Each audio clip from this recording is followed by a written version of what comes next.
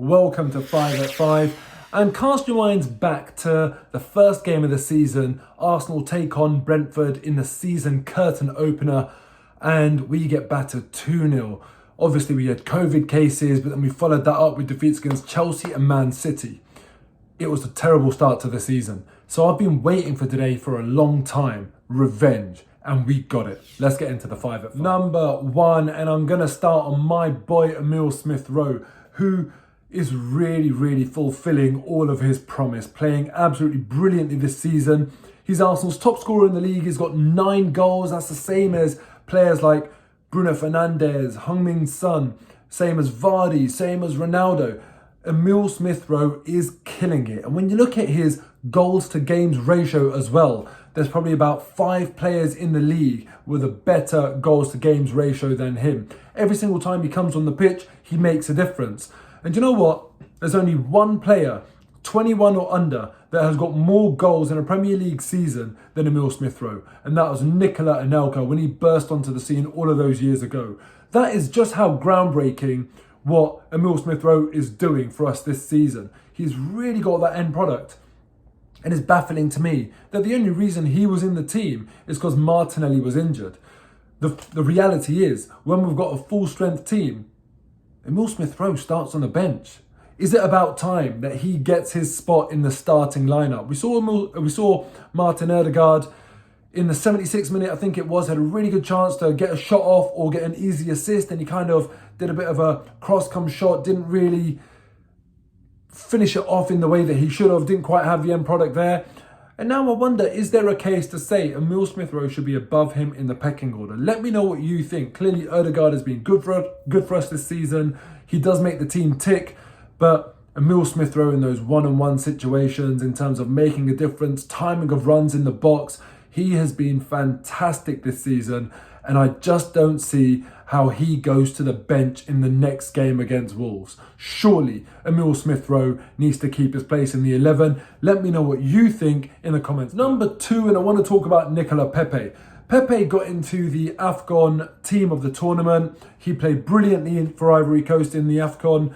And prior to him going, he wasn't really featuring in Arteta's matchday teams at all. Yeah, he was left on the bench, but every time Arteta looked to the bench, he was choosing Eddie Nketiah over Pepe. And that really made me think, is Pepe's time up at Arsenal? But thankfully, Arteta has spoken in a positive way about Pepe since he's come back from AFCON, saying that he seems like he's happier and a few other things. So he finally managed to get some Pepe time on the pitch. And when Pepe came on, he looked good. He, in my view, should have had a penalty as well, where he was fouled just on the edge of the box, just inside the edge of the box. Let me know what you think. Was that a penalty? We'll get onto the other ridiculous penalty decisions that Arsenal just did not get as usual. But Nicolas Pepe, what do you make of him? Does he have a future at the club? Hopefully Arteta gives him a few more minutes, because as far as I'm concerned, look, Nicolas Pepe has not been the £72 million man that we were all hoping for. In fact, I just spoke about Emile Smith-Rowe. The way Emile Smith-Rowe is playing is what I would have expected Pepe to be doing for us, given his reputation and how much quality he has. But is there a way back for Pepe to come in and justify the reputation that he brought to the club and what made us pay that big money? In any case, I'm happy to see him back in the team, and hopefully Arteta is not going to make Pepe the next player he chooses to exile from the squad. VAR. That's number 3. We have to talk about it, because as Arsenal fans, it feels like every single week, we're not talking even about one incident, we're talking about multiple incidents where VAR just goes against us. I don't know what's going on. Is it the refs? Is it VAR? But in this game against Brentford alone, Ben White should have had a penalty. Lacazette should or could have had a penalty. Pepe should or could have had a penalty. Cedric, his cross clearly hits the arm of a Brentford defender. Again, should or could be a penalty. Now, it seems a bit crazy to say we should have had 4 penalties in that game. But come on, how can we not even get one of those decisions? Everything seems to be going against us. And then just to rub salt in the wounds, when we think we've kept a clean sheet, and a VAR decision goes towards Brentford, or they have to get it reviewed, what do you see? They go and get the decision. Now, I'm not saying that was the wrong decision, but it just seems like when it comes to Arsenal, we have absolutely no favours done for us. What is going on? How many of those incidents do you think should have been a penalty? If we run through them, the Ben White one, look, I haven't seen a good enough replay, so fine, let's scrap that. The Lacazette one, to me, looked like a penalty. Pepe, it looked like a penalty to me. The handball, surely has got to be a penalty. Am I just an Arsenal fan speaking from an Arsenal lens? Or you tell me in the comments below, of those 4 incidents, which ones for you should have been a penalty? And is there a more unlucky club in the Premier League when it comes to refereeing decisions and dodgy VAR calls? Because you know what? I'm getting really, really tired of it, and I'm just grateful yesterday it didn't come back to haunt us. Number 4, and that is the race for the top 4. This weekend, we've seen Arsenal win, Chelsea getting a late winner, Tottenham getting a late winner, Man United in trouble against Leeds, grinding out the win. All of the teams, bar West Ham, the only team to drop points, went and churned out victories. Who is going to get those spots in the top 4? Because you know what? The way Chelsea are playing and how many points have dropped recently, I'm not even ruling them out in terms of dropping a few more points. So, who completes the top 4? City and Liverpool, even though the title race is back on now, they'll take the top 2. Who's it going to be? A few weeks ago, I said Arsenal are going to finish 6th. And now I'm looking at the table, I'm looking at how sketchy United are, how sketchy Tottenham and even Chelsea are.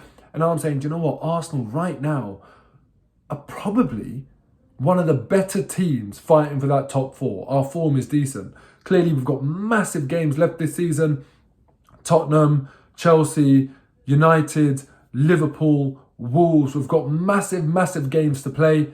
But I'm calling it now. I think Arsenal will get in the top 4. Let me know in the comments below. Do you think Arsenal will get top 4? And if not, who's going to get that top 4th spot? And number 5 is a lesson in humility. And specifically for you, Ivan Toney, the guy that on holiday chasing a girl got so desperate that he even told his own club to F themselves.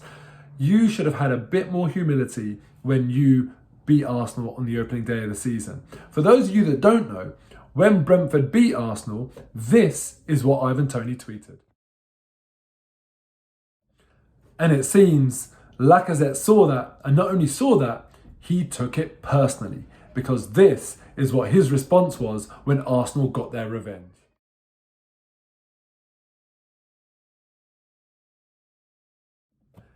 If that ESR solo goal and that Saka bullet finish, absolutely unsavable strike, wasn't good enough for us, Lacazette just puts the icing on the cake. It's funny, I saw someone on Twitter, it was Bavs in fact, check out his channel, great content, who actually said he seems to be getting more on target after the game than he does on the game. But listen, Lacazette, loved the response, and it just shows that, you know what, don't take Arsenal too lightly. These players have got a bit of pride about them, and when you hurt that pride, they'll be out for revenge. Love to see it. Hopefully Arsenal go and win against Wolves now, and we get a brilliant end to the season. Until next time, see you later.